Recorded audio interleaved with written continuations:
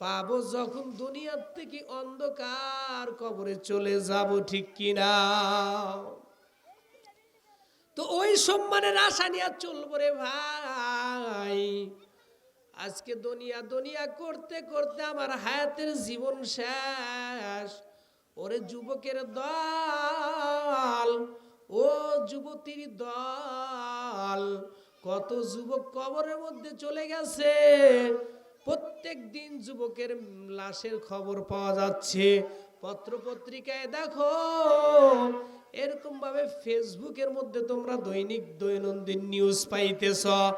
YouTube চ্যানেলের মধ্যে খবর আসতেছে অমুক জায়গায় দুর্ঘটনা হইয়া কিছু সংখ্যক যুবক আল্লাহ রাস্তায় চলে গেছে। হয় কি হয় না? খবর আসতেছে কি আসতে না? প্রত্যেক দিন আপনারা খবরের নিউজ পাইতেছেন। ফেসবুকের মধ্যে ইন্টারনেটের মাধ্যমে আপনারা সব সময় খবর পাইতেছেন যে অমুক জায়গায় যুবকের দল গাড়ি অ্যাক্সিডেন্ট হয়ে দুনিয়ার থেকে চলে গেছে। অমুক জায়গায় মা বোনেরা মাহফিলে আসতেছিল, এমন একটা দুর্ঘটনা হয়ে গেছে। গতকালকে আমি একটি দুর্ঘটনার শুনলাম। এই যে আমাদের পুরনোবাসন একডালা এলাকাতে একটা দুর্ঘটনার খবর শুনেছি। মাহফিল চলতেছে, এমতো অবস্থায় একটা অ্যাক্সিডেন্ট হয়ে গেছে। বলেন আল্লাহর পাক রব্বুল আলামিন কাকে কোন টাইমে কোন অবস্থায় আল্লাহ দুনিয়ার থেকে নিয়ে যায় এটা বলার কোনো কেউ কারো ক্ষমতা নাই, ঠিক কিনা? আমরা এগুলো জানার পরেও আমরা শুধু দুনিয়ার মধ্যে থেকেও আল্লাহ পাকের কথাকে চিন্তা করলাম না, ওই আখেরাতের কথা চিন্তা করি না। ও ভাই ও বোন, হায়াতের জীবন তো শেষ হয়ে গেল। দেখতে দেখতে আমার দাড়িগুলো এক সময় কালো ছিল, এখন আস্তে আস্তে দাড়িগুলো পেকে যাচ্ছে। এক সময় আমি ছোট ছিলাম, আমাকে কত মানুষে ভালোবাসছে রে ভাই। এখন আমি আস্তে আস্তে বড় হইতেছি, মানুষ আমার থেকে দূরে চলে যাইতেছে, ঠিক কিনা? মানুষ যখন বয়স্ক হয়ে যায়, এই এলাকার ভিতরে যে সমস্ত মানুষগুলো বয়স্ক হয়ে গেছে, যুবক ছেলে পেলেগুলো সেই সমস্ত মানুষগুলোদেরকে দেখতে পারে না। কয় যে এটা ড্যামেজ হয়ে গেছে, এটা ডেট ফেল হয়ে গেছে, ঠিক কিনা? এরকম বলে কি বলে না? কয় আজকালকার যুবতী মেয়েরাও কয় যে সমস্ত যুবকরা দাড়ি রাখছে এদের দেখলে কয় বুড়া হয়ে গেছে, ঠিক কিনা? অথচ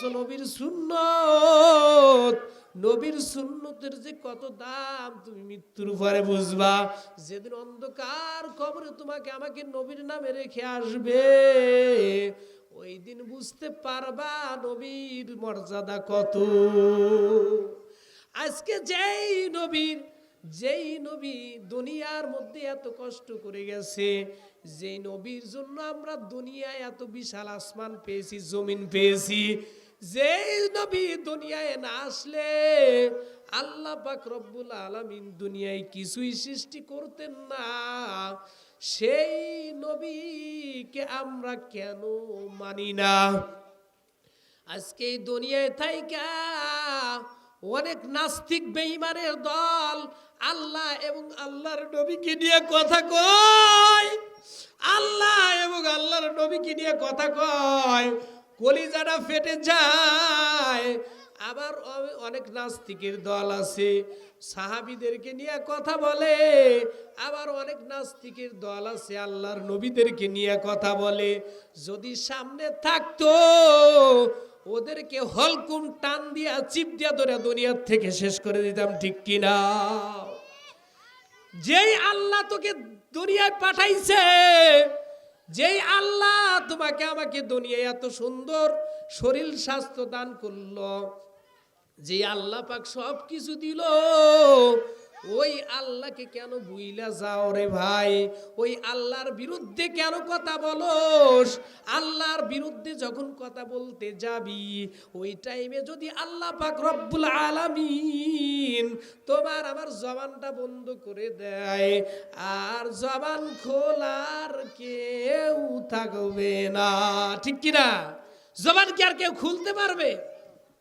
প্রিয় হাজিরিন, আমি আপনাদের মাঝে মহান রব্বুল আলামিনের পবিত্র কালামুল্লাহ শরীফ থেকে একটি আয়াত নিয়েছি। আল্লাহ রব্বুল আলামিন এই আয়াতের মধ্যে এই কথাটাই বলতেছেন, ইয়া আইয়ুহাল্লাযীনা আমানুত্তাকুল্লাহ হাক্কা তুকাতিহি, হে ঈমানদারগণ তোমরা আল্লাহ রব্বুল আলামিনকে ভয় করো। আজকে যদি আল্লাহর ভয় আমাদের মধ্যে থাকতো, দুনিয়ার মধ্যে আমরা গীবত শিকায়েত করতে পারতাম না, ঠিক কিনা? আল্লাহর ভয় ছিল সাহাবায়ে কেরামের ভিতরে,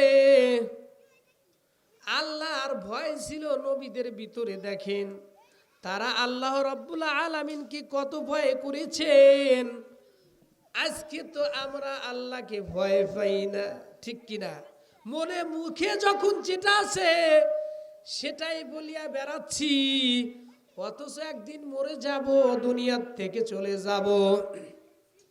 একদিন দুনিয়ার থেকে চলে যাব, ওই মরণের কথাটা কেন সামনে আসে না? হায়রে দুনিয়া মাতাউন কলিল, অল্প সময় দুনিয়ার মধ্যে আল্লাহ পাক পাঠিয়েছে লেখাপড়া করার জন্য, ঠিক কিনা? দেখেন ওমর ফারুক রাদিয়াল্লাহু তাআলা আনহু কত আল্লাহকে ভয় করেছেন। আগেকার যুগের বাদশারা রাত্রিবেলা তাহাজ্জুদ নামাজ পড়তো, দিনের বেলা মানুষের বিচার আচার করত, আর রাত্রিবেলা খবর নিত কোন মানুষের ঘরে খাবার নাই, কোন মানুষটা অনাহারে আছে। আজকে আমাদের দেশের বাদশারা কি এই খবর নাই নাকি বলেন? এইদিকে ইলেকশনের আগে প্রজারা মারামারি কইরা শেষ হয়ে যাইতেছে, ভোটের দিকটা উঠতেছে অন্য দল, কিন্তু এই যে প্রজারা দুনিয়ার থেকে চলে গেলে এতে তো সরকারের কোনো মাথা ব্যথা হলো না, ঠিক কিনা? ও ভাই দুঃখ লাগে, কথাগুলো না বললেও অন্তরের মধ্যে ব্যথা লাগে, না বলে পারি না রে ভাই। আজকে ভোটের জন্য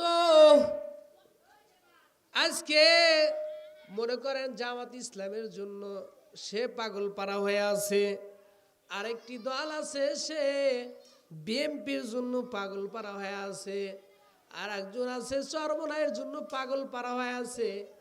এখন কোন যে এই এরা কথাবার্তা বলতে বলতে একসময় এমন ধরনের মারামারি হয়ে যায়, দুনিয়ার থেকে চলে যায়। হয়তো আপনারা বলতে পারেন হুজুর মাহফিলের মধ্যে রাজনীতির কথা বলেন না। না না, এটা রাজনীতি না। তুমি চিন্তা করিয়া দেখো, আগেকার বাদশারা তারা দেশকে পরিচালনা করেছে, দেশকে চালাইছে কিভাবে দেখেন। তারা দেশের মানুষের সাথে ন্যায় ইনসাফ কায়েম করেছে। আগেকার বাদশাদের কোথায় যাইতে গেলে ঘোড়সওয়ার লাগে নাই, এরকম বিমান লাগে নাই।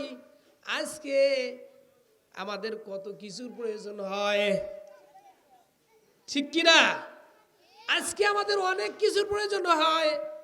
অমুক জায়গায় মন্ত্রী আসতেছে, অমুক জায়গায় এরকম তারেক রহমান আসতেছে, তার জন্য কত আগের থেকে কত ধরনের আইটেম সাজানো হয়, কত পুলিশ বিজিবি সেনাবাহিনী দিয়ে মোতায়েন করা হয় যে অমুক জায়গায় তারেক রহমান আসতেছে। এই তার আশা নিয়ে এত আয়োজন করা হয়। বলেন দুনিয়ার বাদশারা তাদের কি দুনিয়া নিয়েই শুধু ব্যস্ত, আখেরাতের কথা ভুলে গেছে, ঠিক কিনা? ওই নবীর যুগে নবীরা কিভাবে দেশ চালাইছেন, সাহাবায়ে কেরাম কিভাবে দেশ চালাইছেন, আজকে কি দেশের মধ্যে এই অবস্থা আছে নাকি?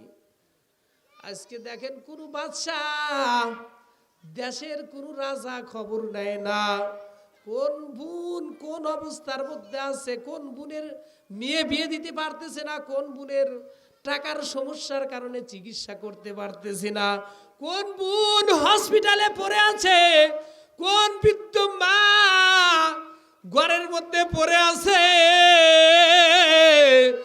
ওই মাকে দেখার জন্য সরকার বাহিনীর কোন লোক গিয়া দেখলো না, ঠিক কিনা?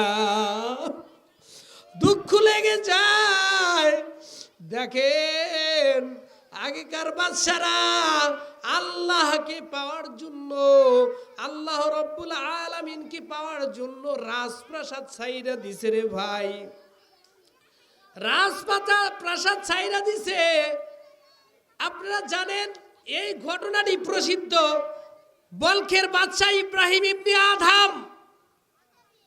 এই বাদশা রাত্রিবেলা একদিন ঘুমাইতেছেন, জাজিমের ভিতরে রাজপ্রাসাদের ভিতরে ঘুমাচ্ছেন। হঠাৎ করে রাত্রির গভীরে বিল্ডিং এর উপর থেকে আওয়াজ পাইতেছে, ঠক ঠক করে কে জানি চলতেছে। এই আওয়াজ পাইয়া ওই বাদশা বলতেছে, এত রাত্রে কিসের আওয়াজ? বলতেছে যে এত রাত্রে আমার ঘোড়া হারিয়ে গেছে, ঘোড়া তালাশ করতেছি ছাদের উপরে। কয় ছাদের উপরে ঘোড়া তালাশ করতেছি? কয় আরে আরে হাম্মক, ছাদের উপরে কি ঘোড়া পাওয়া যাবে? কয় না, ছাদের উপর তো ঘোড়া পাওয়া যাবে না। ঠিকই আছে তোমার কথা। ওই আল্লাহর বান্দা বাদশা, বলখের বাদশা ইব্রাহিম ইবনে আদহামকে বলতেছে যে ছাদের উপরে যদি ঘোড়া না পাওয়া যায়, বুঝিয়া রাখো রাজপ্রাসাদের জাজিমের ভিতরে সুন্দর বিছানায় ঘুমাইয়া আল্লাহকে পাওয়া যাবে না, ঠিক কিনা? এই কথা বলা মাত্র বাদশার অন্তরে চোট লেগে গেছে। হাই, কি কথা বলো রে, আল্লাহকে পাইব না আমি? বাদশা শোনা মাত্র তৎক্ষণাৎ তার রাজ সিংহাসন ছেড়ে দিয়ে, বাদশাহী ছেড়ে দিয়ে, মন্ত্রিত্ব ছেড়ে দিয়ে সে চলে গেছে আল্লাহ পাককে পাওয়ার জন্য এক জঙ্গলের মধ্যে। আল্লাহু আকবার বলেন, চিল্লায় বলেন আল্লাহু আকবার। আল্লাহকে পাওয়ার জন্য রাজপ্রাসাদ ছেড়ে দিয়ে জঙ্গলে চলে গেছে। আজকে কি আমাদের দেশের রাজা বাদশারা এই খবর নাই? কোন ছাত্র লেখাপড়া করতে পারতেছে না, যে ওই ছাত্র টাকার অভাবে স্কুলে ভর্তি হইতে পারে না, কলেজে ভর্তি হইতে পারে না? আছে না নাই? ওই ছাত্র মেধাবী ছাত্র, কিন্তু বাপ গরিব মানুষ, ভর্তি করতে পারে না। ওই আমাদের যিনি প্রেসিডেন্ট সরকার রয়েছে, যারা ক্ষমতায় বসে আছেন, মন্ত্রীরা কি এরকম ভাবে যারা পার্লামেন্টে আছেন, দায়িত্বরত অবস্থায় যারা আছেন, তারা কি কোনো সময় বলছে ওই মেধাবী ছাত্রীদেরকে ভর্তি ফ্রি করে দিলাম, ওদের লেখাপড়ার সুযোগ করে দিলাম, ওরা যেন ভালোভাবে লেখাপড়া করে দেশকে উজ্জ্বল করতে পারে? এমন কি বলে? এমনটা কিন্তু বলে না। আজকে দেশের মানুষ কত অভাবে পড়ে আছে, দেশের মধ্যে অর্থনৈতিক সমস্যা সারা বিশ্বের মধ্যে বিরাজ করতেছে, ঠিক কিনা ভাইরা? মানুষ খুবই অভাবের মধ্যে আছে। এই যে শীতগুলো চলে যাচ্ছে, মানুষের অনেক মা বোনদের শরীরে ভালো পোশাক পরতে পারে নাই, শীতের পোশাকগুলো পরতে পারে নাই রে ভাই। তাদের অনেক কষ্ট হয়েছে।